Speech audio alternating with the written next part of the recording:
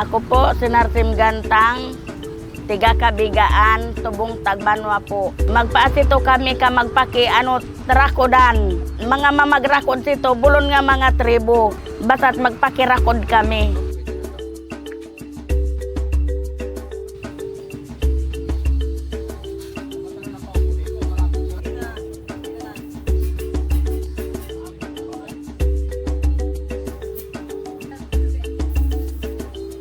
Ako po si Panglima Pinuel Impot na nagmula po sa Tribong Palawan na ngayon po ay dito sa Rakudan Festival.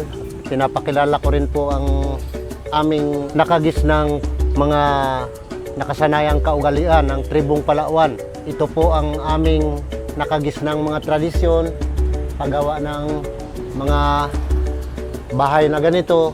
Ang mga ninuno namin ay minsan nakabahag at sanay po kami sa mga ganitong pamumuhay. Andyan po, mayroon kaming displintuay at ito po, may mga sagwanan kami na hindi pa uso ang mga makina. Layag pa lang sa noon ang ginagamit namin.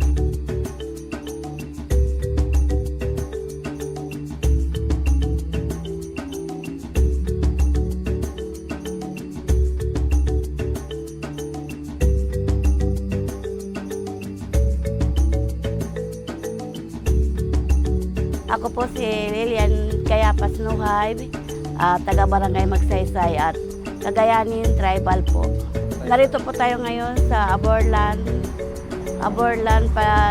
para mag-attend po ng Rakudan. Kami po nakikisa sa Rakudan Festival. Ay pagkaanta Cagayanin, Lubong. Lubong ang tawag sa pagkaanay.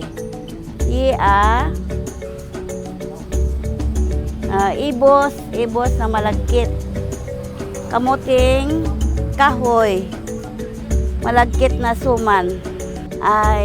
Unanay na darwa, ikam na ubrata mga Cagayanin Tribal.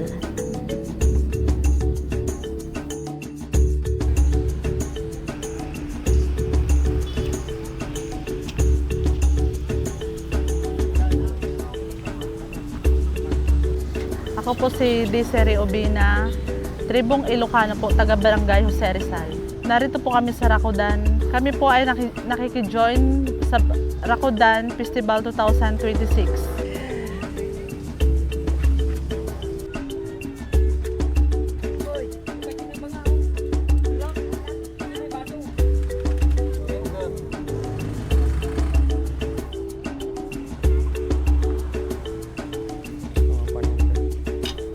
Magandang hapon po. Assalamualaikum. Ako po si Ali Dimarna, isang Maranao tribu.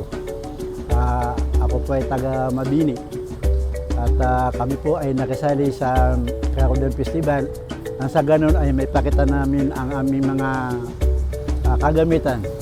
Kaya ito na lang po ang nakikita nyo gawa ng hindi pa po namin nakuha ang mga iba namin mga kasangkapan.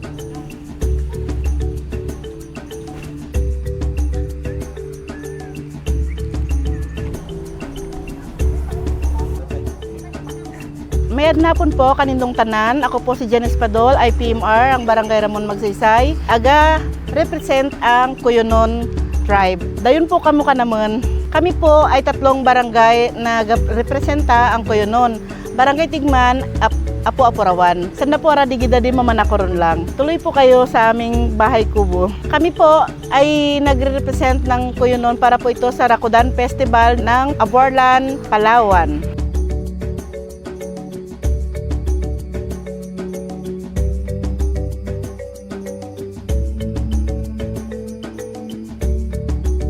Si Imoy Alsa po. Ang katungkulan ko po ay si Pangandalan. Ako po ay taga-Sagpangan at sakop ng Aborlan. Kami po ay Tribong Tagbanwa ng Barangay Sagpangan. Kami po ay nakikisa sa Rakudan 2026.